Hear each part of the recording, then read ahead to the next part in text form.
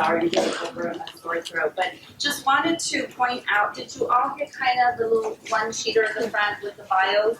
We have some available. And the Connie, can I tell you to bring some forward? It looks like some people may need them. We didn't want to read the whole thing for you, just to save us some time with the networking, but you'll have it in front of you. If you don't have one by the time you, by the end of the day, I can always email it to all of you.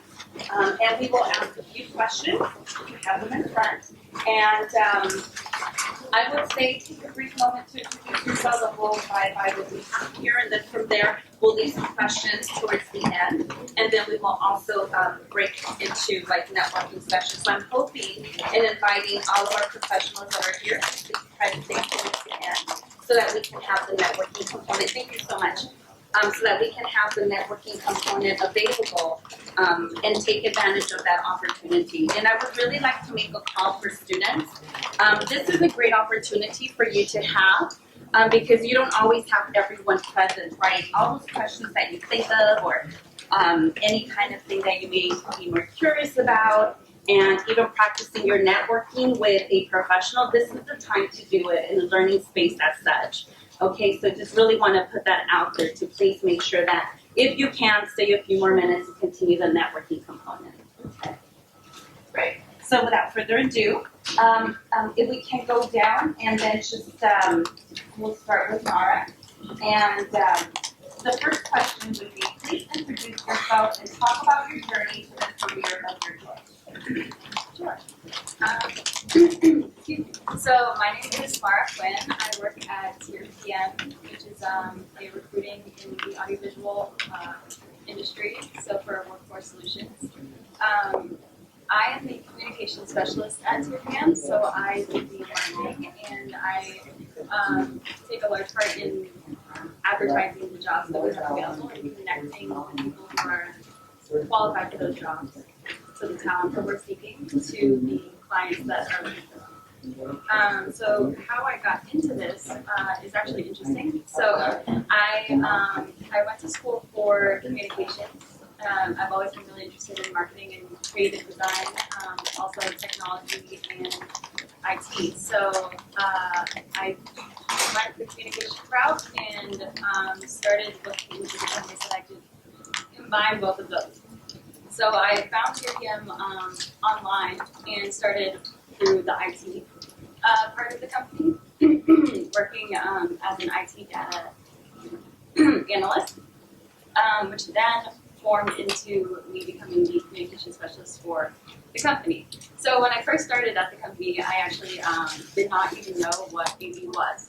But it was funny because once I found out what AV technically meant, I had wanted to get involved in AV my whole life without realizing what it was and how to get there. So I had found myself in the industry that I wanted to end up in, which is, technology, finding different solutions, ways people can collaborate, design, get images out there, create experiences, all of that. So it was an interesting journey, and I'm still on that journey, and I love it. So How long have you been? 2 years. Yeah. 2 years. So here's Sharon Mara. Hi everyone, I'm Liz Sellinger, Product Marketing Manager over at Extron. I actually started a similar route. I started right out of college. I initially majored in biology, switched to journalism, got a degree in journalism. And then towards the end of school, I started looking for jobs, part-time jobs while I was still in school, to get some experience. And I wanted to combine the writing skills, my joy for writing, with enthusiasm for technology. So I really wanted to try tinkering with computers, or just various things. And I got into technical writing for a software company. So I worked there part-time, and then I started looking for a full-time career after graduation. And I found Extron. Did not know anything about AV at the start. I saw they were looking to hire technical writers. Thought it was a good experience to try. I started as a tech writer for their software. Put together their help documentation, things like that. I got to collaborate with a lot of different departments, engineering, product development, which was pretty rewarding. And then I worked my way over into the marketing department. So I got more interaction with customers that way. Got to build my experience with a different style of writing, Worked on some educational material and worked my way up to product marketing manager to develop launch strategies for new products, informing people about new features, things like that, helping them get up to speed and familiar with how our products can actually help their experiences with communication, collaboration, things like that. So it's been Thank you. I'm Corey Schaefer, and I work for a company called QSC, based in Costa Mesa. And at QSC, we have 3 business units, we call it. So we're running them as kind of different profit and loss statements for each business unit. So one is in cinema. So if you go to movie theater and that surround sound and all of that, that is part of what QSC does. Another business unit is what we call live sound. So DJs might use our mixers with powered speakers, and so they're doing events. So it's really for the musician, typically. And then a third business unit that we call systems, which is more integrated into buildings. And I think, when I tell my neighbors or, people that just meet me that I'm in AV, they all think home stereo or something. And no one has ever heard typically of the company I work for. And I know you mentioned the same. I mean, it's common. They may know Bose, they may know JBL because of the consumer brand, the headphones, etc. But we do venues typically, right, in the AV world. So that's kind of one way to think about it. And so we're all kind of geeks when we walk into a venue because we're always checking out what projector, what screen, what speaker, etc. Because that's what interests us. I may be the oldest one on the panel. I've been in this industry a long time, and I actually fell into it. So, I don't know if you ever really know. I mean, today on the drive, I was still kind of pondering what I want to do in life, because life has different phases. I don't really know if you know. And I have just been an incredibly blessed woman because I tell people I was born in the wild. I was born in Montana. I had never been anywhere. I had never been on an airplane until I turned 18. I got on an airplane and took a one-way flight out. My parents said, she'll be back. Never, I'm not coming back. I just had no experience in life. And I just had hoped there'd be something out there. So I went to Phoenix, I went to Portland, I did a variety of things, and I ended up in Salt Lake City, Utah. And I was in college, and I was in marketing communications, and thinking that's, of interest, but you just don't really know. And so I responded to an ad posting for a company in our industry called Clear One, and I applied for it because it was a marketing position. It was a marketing assistant role. And as I got into it, honestly, I didn't love it. I knew I wasn't good at it. You kind of know when you're not good at something, even though you think that's what you want to do. I wasn't good at it. But I needed the job, so I just kept at it. And then through that experience, when other opportunities came up, I actually either took those or somebody tapped me on the shoulder and said, would you be interested in? And so I worked at that company, starting at entry level. I worked there 13 years, and I loved most every moment of it because I was able to learn technology, really grow. I really needed to learn more hands-on. Some people can look at a schematic or something and read it, and it didn't work for me. So I had to do hands-on. But when I knew it, I really knew it. So I could talk to somebody who was 20 years my senior, et cetera, and I could really talk because I knew the technology because I learned it very hands-on. And I left that company after 13 years because during that 13 years, I had no life. It was all about this job. I loved it. And I finally met somebody, and he lived in Southern California. Wow. So I ended up moving to Southern California, and that's the only reason I left that job. And then after trying to adapt to that, I ended up starting my own company with a couple of people I worked with at my former company. And so I had that dream that many people have, like, let's do our own thing. And we did it. And, people think do your own thing because, it's just going to be so great. But you get to choose what 80 hours a week you're going to work. And it's, I did it for 18 years, and it was a great experience. And now I'm so happy to work and not worry about will I get paid this week or not. So I'm just going through a phase now. I work at a company and that I didn't build, and I'm actually out of the point where I'm really looking to build my career now. I'm looking to contribute just in a different way. And I've built so many relationships that now I really can leverage that in the role that I'm in. Thank you, Corey. Great. Long-winded. And I welcome us to use non-library voices. Thank you, Diana. I'm Diana, and I'm the oldest one here, I'm sure. But I studied engineering, electrical engineering. I love technology. I was very good at math and science, so STEM-based. We never had people STEM then, but I would have just been there. And so I did that, and it was the best decision I ever made in my life because it gave me such a solid grounding, a foundation that you can use anywhere with an engineering type degree. You can do anything like. I mean, I know people that have gone into strategic management, they've just done things, software businesses, because when you do a technical foundation and you study it really well, what it gives you a fantastic grounding in technology, and understand the fundamentals of how it works and how it gets made is essential to stay with you for the rest of your life. And then you can always figure out something else. That's not difficult. And the other thing about doing a technical degree is that it teaches you how to research and how to research properly. And it also teaches you how to solve problems. So that you can give any problem in life. So that stood me in good stead all throughout my career. So I studied in South Africa, and I worked at a fast station utility there. Came across to the United States and got help from AD. I did an MBA in between, and that was just really to give me business background.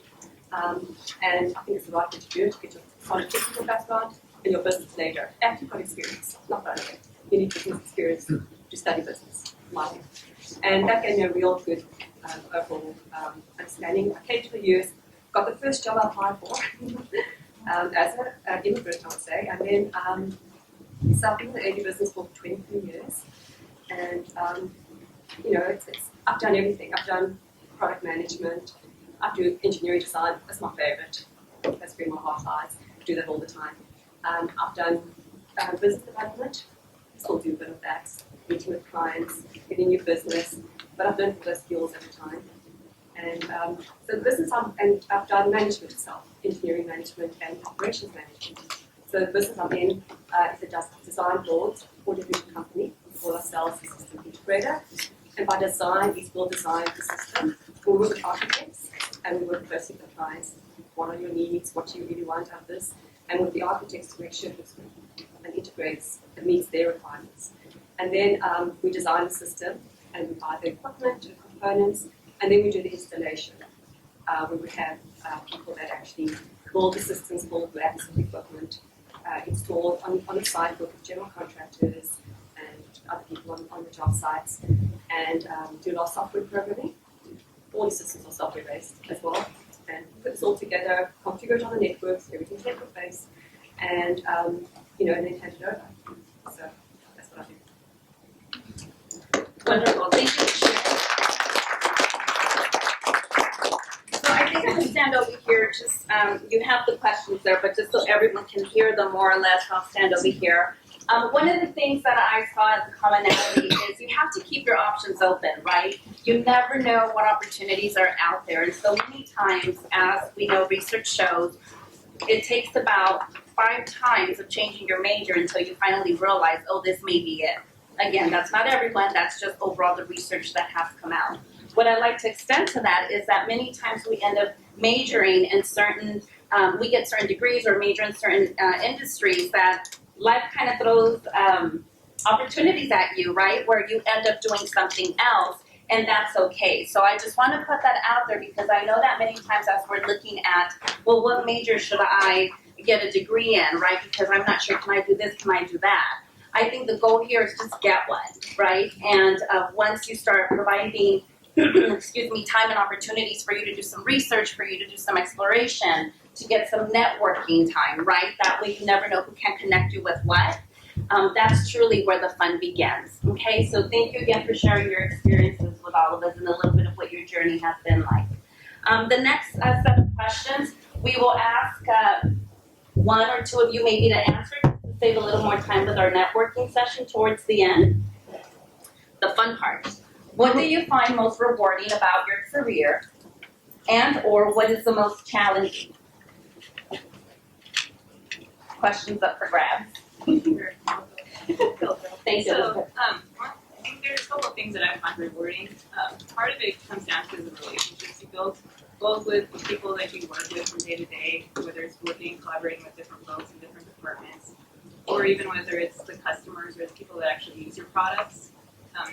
It's pretty interesting, and you just learn a lot just by how they actually use your product, and it might be something that you might not even thought about. The ability to go to different conferences or shows, or even an event like this, it can get more folks interested in AV, is I think another item that you don't typically expect when you start out in AV, but it's one of the items that I think is a byproduct, and it's been interesting.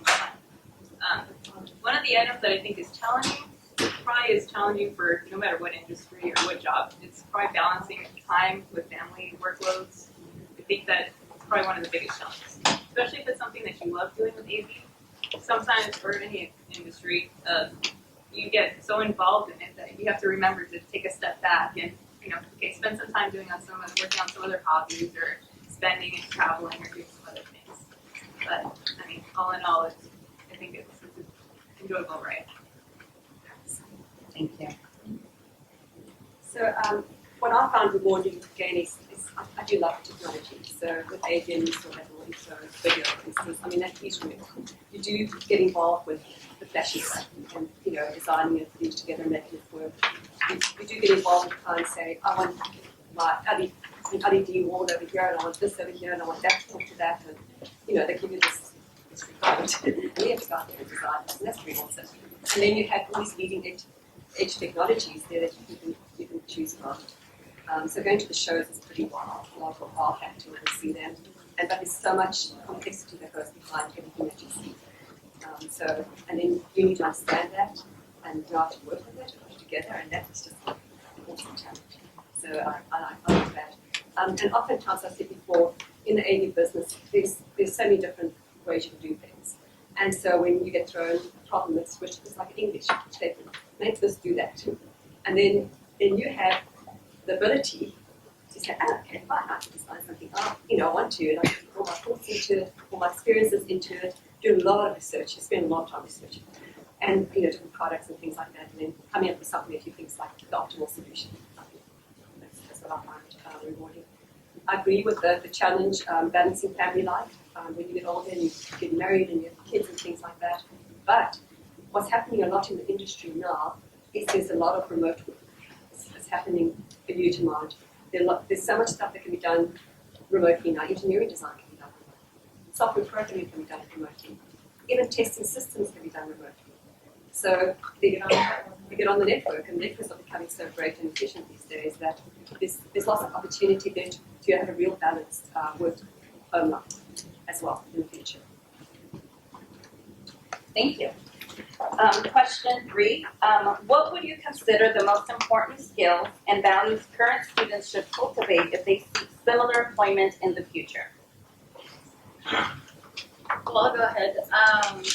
So I think, if you know a certain path that you want to take, especially in AV, right? If you want to become like a restaurant programmer or a field technician, integrator, engineer, any of that, make sure you get your certification, right? That's like baseline. Definitely get all of your certifications that you will need to get yourself in those positions. But what's really gonna, kind of kick it up a notch is just like your communication skills and knowing how to talk to the people in your company, outside of your company, adjacent to your company. Just knowing, like as a professional being, but also keeping yourself there too. Make it like fun and yourself. Like don't lose yourself, but keep it professional at the same time. I think skills are today everything's on the network, so anything IT related and coding, very, very important. Coding because of this whole wow factor and that user interface. How will my users be able to walk into the room and get the video to play?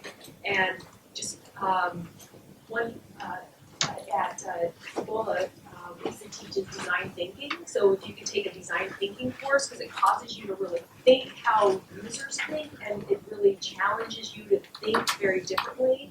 Because to interface with technology, you can interface in multiple ways, right? So it could be voice, it could be touch, it could be a variety of ways. But what you think is ideal may not be how your client thinks, right? So really, design thinking allows you to really challenge assumptions like that. I think understanding, business profit and loss is also very important, and I think values. So I mentioned before we started this actually that through my career I made one misstep in my career. And what I'll say with that is I actually let my ego kind of drive a decision I made, and I found myself in a very big company, in a very big role, and I was just not a fit. And when I really peeled back the layers about why am I not a fit, it was because it was ego driven, number one, and really my values were not aligned with the company I worked for. So when I saw on this board here core values from the discovery days. I mean, I'd like to say I made that misstep 20 years ago, but it was only 4 years ago, right? So we're always learning. So make sure whatever your values, hard work, honesty, those types of things that you do have a choice, and try to get those aligned. Something I just want to add to this too is you just need to be willing to continue learning. Again, to your point, you're always learning. Even in the AV industry, for instance, or if you just joined the company, you'll learn a lot about AV from the organization itself. So not necessarily do you have to know AV or get a degree in AV, but of course, again, IT skills are useful. A lot of skills from IT you transfer over. For instance, UX or UI design for the design of user interface, for instance, or web design or things for software development. So I think a lot of skills transfer over no matter what you do. Thank you. 2 great points definitely that I want to highlight is, as Elizabeth mentioned, you have to think of those transferable skills, right? And that's why we always talk about learn, whether it's a soft skill, whether you're looking at a certificate and that can be stackable.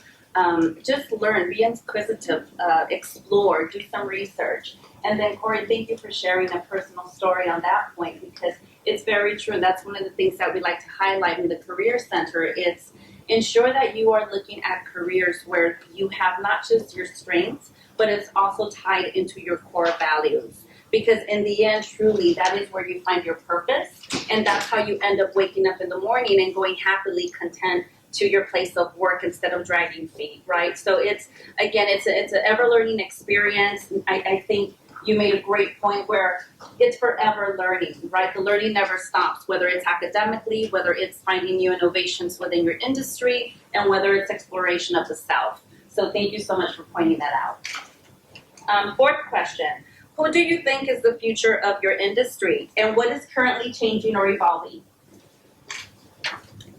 I'd like to say everyone's mentioned networking here, and really AV is really going towards the network side. And one of the big things that happened in the last couple of years is that, and you said yourself about stream stuff all the time, right? As it become easier, there's latency.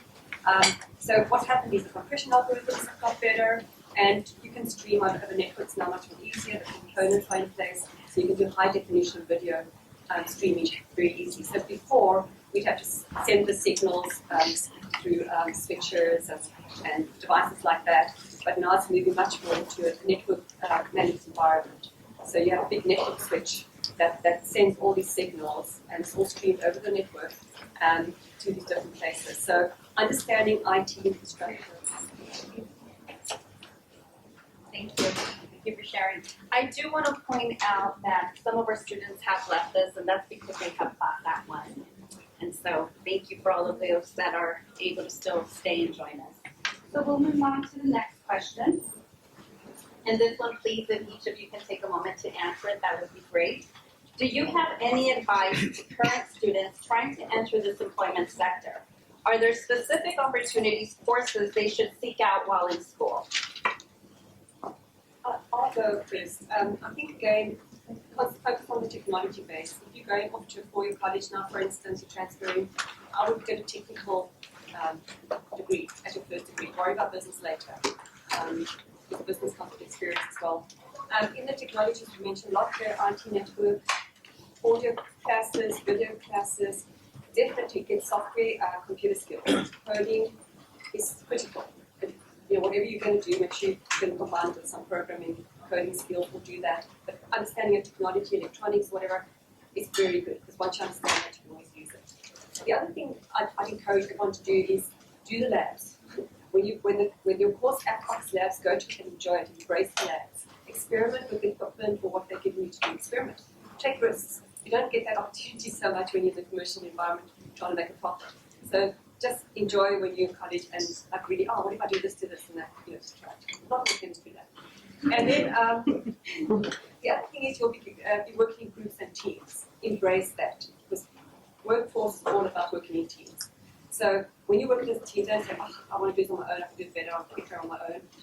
Say, how can I help my team to be the best? And if someone's struggling in your team, rather than say, let's just ignore him and we'll just do this, go and say, how can I help you to do your part of this project? Because these are skills that will stay with you forever, and they're so valuable when you enter the employment market. And the last one I want to mention, sorry, it's a bit moment, is communication skills. We spoke about that. But if you take every opportunity to have, if it's a class presentation, you need to do a PowerPoint. Say, I need to do a PowerPoint. Then go prepare for it properly, rehearse it with some friends in front of the mirror or whatever you try. Make sure that you're really presenting, getting out there and taking that opportunity to speak and communicate. If the school offers some communication leadership classes that you can do like at lunchtime or whenever, take them. Anything where you can speak and you can get up there and communicate with people. Very critically important to your group, any group, by the way. That's one. I almost feel like saying just, ditto, same. I feel like if you want to enter this industry, anyone with programming and networking skills, you will do extremely well because our industry is lacking that. So you get hired immediately. I would also say embrace the teamwork and be kind and be compassionate. It isn't about being the smartest one in the room because that will not serve you well later. Because it's not a competition. It's really about how you get together and move as a team. And your people notice whether you're a team player or you're the smartest one in the room. Being the smartest one in the room may not necessarily get you employed. And doing presentations will get you teed up for the interviewing process, which is very critical. And thinking about how you can be noticed when you apply for a position. So, in our industry, we have a lot of job fairs, we have a lot of workshops. There are ways to do shadowing for a day, or just call up a company you might be interested in and ask if you can just come in and experience it. Because anyone who does that, the company will notice the intrigue and the interest, etc. So anything you can do to be visible and that you do have a desire to be in the industry.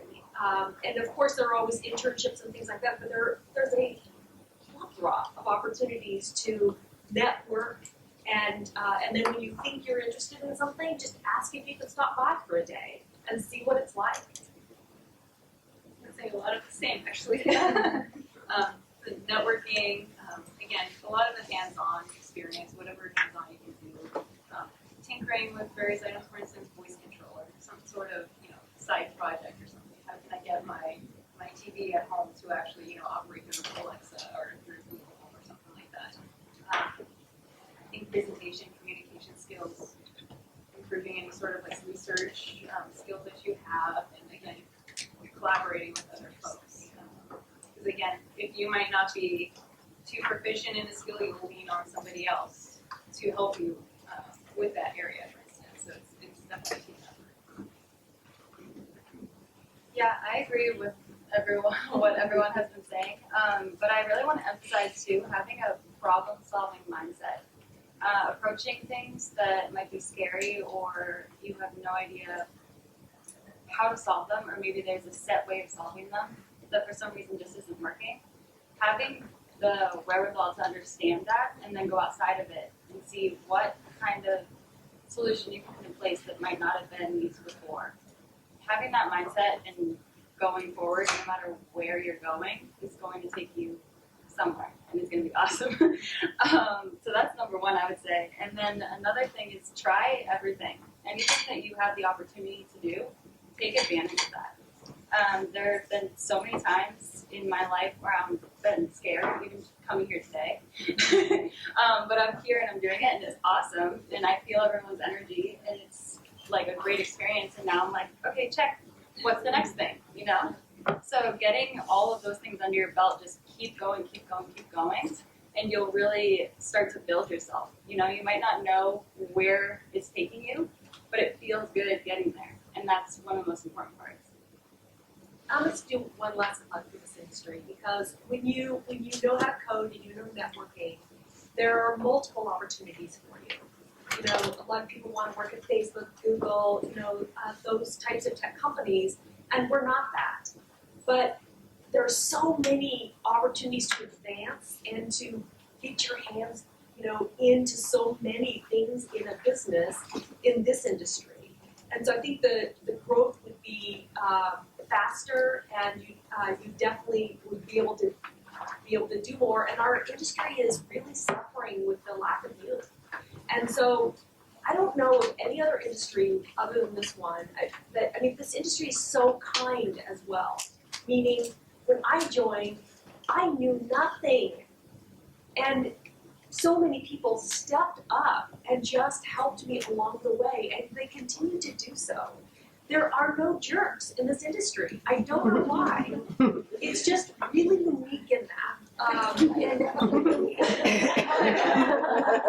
It's true. It's definitely true. Right? I had the exact same experience joining. And what's really crazy too is thinking about the audiovisual industry, how it's starting to become a lot more diverse, and a lot more women, awesome, strong women who are my absolute mentors, are leading the audiovisual industry. But you wouldn't think of that, right? But as you enter it, I'm just like greeted by all these beautiful, amazing people. And now I'm part of the quote unquote young AV.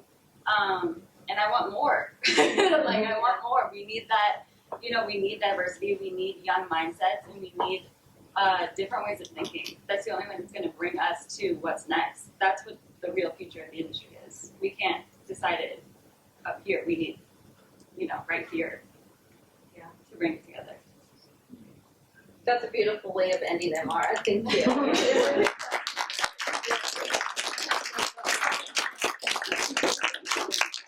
So much to Diana, Corey, Elizabeth, and Mara for their time. I would like to also add to your thoughts of, one, thank you for being authentic to each and every one of you, and really just digging deep and sharing your stories and your emotions and how you're feeling and your successes as well as your struggles, right? Because I think as students, a lot of the things that we sometimes don't think about or we hold ourselves back is our own self, right? It's not willing to take the risk. It's thinking, well, I don't know how to do that. It's thinking, well, I feel like I don't fit in, or overall the imposter syndrome, right? So I'm doing a call and inviting you in to please start exploring, not just within yourself, but these opportunities as they were shared today.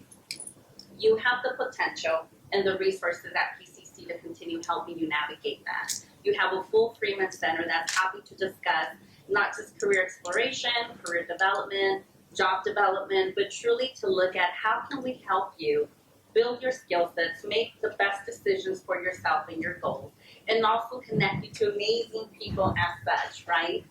I think another thing that I want to share is that there is a huge shift going in the next 5-10 years within marketing, not just within STEM, but overall every position that is in STEM. There's a huge turnaround in retirees coming up with our baby boomers.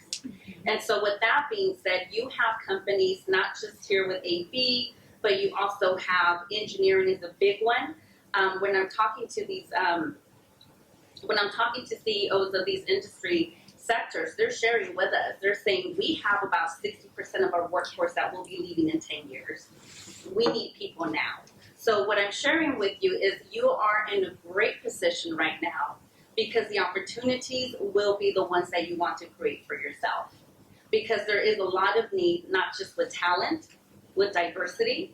And I think this is also an amazing opportunity. The whole goal of a VIXA Women's Council is to call in more women, right? calling in women into STEM, calling in women into AV. You've heard their amazing stories and their trajectories. I'm also calling in all of the men that are here.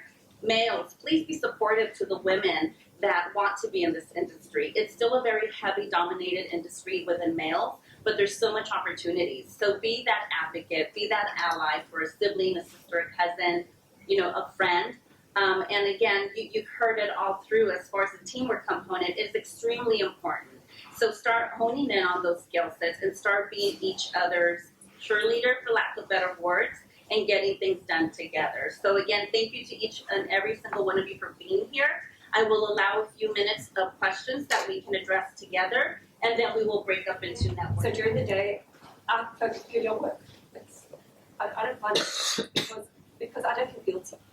The thing is, if you feel guilty about it, then you haven't set it up correctly. So when you speak to your company, it has to be, they mustn't say, oh, we just accommodate you, but everyone else is working here. That doesn't work. It has to be a situation where the company says, we encourage you to work at home so you can give your best and so you can have a balanced family life. Our company believes in a balanced family life. So we accommodate people in that way, and it works. And I also work remotely most of the time. I think it depends on the role that you have, right? Because not every position can you work remotely. If you're the receptionist of the company, you should receive people when they come to the office. There are multiple, so it depends on the role, number one. And then I also don't find it difficult. I work incredibly hard, and then also we have technology. So we use technology so much as remote workers that you still feel this great connection because we have video, and you cannot sit there and multitask and do yard work while you're on a conference call, so because you have video. So video is just really, it's folded well into our daily work. And so I would just caution and say, depends on the type of role, because not every role can be remote. And then secondly, it does require self-discipline, and that means that, I raised 3 kids while doing it as well, and during that time I would just say, when this door is closed, unless this home is burning down, do not interrupt me, right? So, and you just kind of set the boundaries and work with it. But technology has made it so great that you still feel very connected, I think. Anyway, I do. I'd say the same. I've worked with a lot of folks who work remote. At this time, it's for instance with Extron, not everyone is based in the same location, Anaheim. You might have international counterparts. So it's the same thing, again, to your point, Corey, is that we're already working with video through, our Teams communications, where you see Zoom, all those communications where I think no matter where you work, you're still communicating with those folks as though you were on a normal day-to-day in the office. I've met people via video that I think I've met in person. That's not really my concern about interaction with the company. I'm just thinking about where does it end? Because now I have access to the company 24/7. When does it end? Where does my personal life start? What's the expectation of the company? Are they expecting me to be having access to me 24/7? That It is goes my back concern. to the values. So you have to I'm just understand wondering, that. what's So what's some the company? companies do expect it to be 24/7. Yeah. The beauty of technology is it allows us to work 24/7. I remember, because of mold, when I first had my first mobile device, I felt like this would be great because it allowed me to, be able to work from anywhere. But this is also a disadvantage, right? Because when I haven't taken a vacation in the last 10 years where I didn't look at it, right? So but most of the discipline needs to be here. And so, because I can set the tone with my company that I'm on vacation, I will not be answering calls, right? So it depends on the company, and also, but I think the biggest onus is on you as an individual, setting the line in the sand that I'm a family, and after 5, I won't be picking up my device. Thank you, Corey, for mentioning that, because I think that is a great question. Thank you for asking, because at the end of the day, it goes back exactly to what you said. It's the values, right? You need to have an understanding from the minute you decide to go into the workforce with a company. What are their expectations? What are yours? And is that the best place for you to be? And many times, I think, I don't just speak for myself, but many times we've taken positions, right, where it's your foot in the door, or you want to build some experience, and it may not turn out to be what you really wanted, and that's okay, because you did what you thought you could do best at the moment, and then it's time to walk away and find the next venture or the next opportunity for yourself. It depends on where you are in your career. Because when I was running my own company, I answered my phone 24/7, regardless of where I was all the time. I mean, I totally understand that when you have a business. I have a business too. Yeah. There's like no vacation because you worry about vendors, customers, everybody. Right. I just don't want to be tied down like that anymore. I'm looking for a job where it has more flexibility with the hours. Right. I don't want to be expected to be contacting me 24/7. Yeah, it's great. Companies are everywhere, all over the world. I mean, I don't get to sleep because they expect to contact me. Because That's it's what I global. don't. It's a global economy now. Yeah, exactly. I totally get that. Yeah. I just want to know where's the border on It's a Yeah, personal you're choice. right. I think. It's Yeah, something but I that want I to would take the last thought, please, and just because we have like under 20 minutes to network. I was just going to mention part of that is identifying what is the company within the industry. There's AV and IT teams that work, say, for the public sector, like a utility or a city. Those type of entities are more likely to have set daytime hours and not ask you to devote any time outside. So so it is about learning and exploring. If you're, a technical engineer, I happen to own a sales company, so, I'm 24/7. People that work for a city in their IT department or IB tend to be more strict with those hours. So there's there's different places that you can work that are more inclined to adhere to a 9 to 5 versus the other. Thank you for sharing. I'm not going to take more questions. A great conversation. I'm sorry to stop it, but I really want to allow an opportunity for networking to happen. The professionals that are towards the back of the room, can I just tell you to say your name and what you do, like meaning your title, so at least students kind of know who do they want to gravitate to really quickly? Sure, I'll start with myself. My name is Jordan Finch. I'm based here in Southern California. I'm a business development manager for ELB, which we are a value-added reseller in the education market, providing AV products as well as collaboration products for schools, both in K-12 and higher ed as well. Thank you. My name is Julie Bellman, and I also work at ELB with Jordan, and I'm the recruiting coordinator, so I would love to talk to you and give you my card about future opportunities. Perfect. Thank you. I'm Elizabeth Caradisi, my company's Pacific Group, and we've been a manufacturer's rep, which means that we are the sales organization that represents manufacturers to the industry. We do design, and we are sales teams. We're based in Pasadena as well, so I'll give you my card Locally, potentially. fantastic. Thank you. I think I skipped you. I'm sorry. That's okay. I'm Jenna. I'm business development for ClearTech. I work under Christina DeBono, who introduced the event today. I think I said I do business development. We're based out of Altadena, so we are also an audiovisual integration company. So we work with a lot of the major manufacturers and do installations at schools and at large corporations. Thank you. Hi, I'm Michelle Pekoski. I work at Studio Spectrum in Burbank. Like Diana, like Jenna, we're a systems integration company, and I work on the education side, so reaching out to schools, seeing what they need, helping support teachers if they can use the tech. Thank you. My name is Heather King. I also work at Studio Spectrum, based in Burbank, also local. I'm the control system programmer, so I work more in a technical capacity. Tammy Fuquay, I'm with CleverTouch. We're an interactive flat panel company. I'm the territory sales manager for the West Coast, and our verticals that we cover are education and SMB.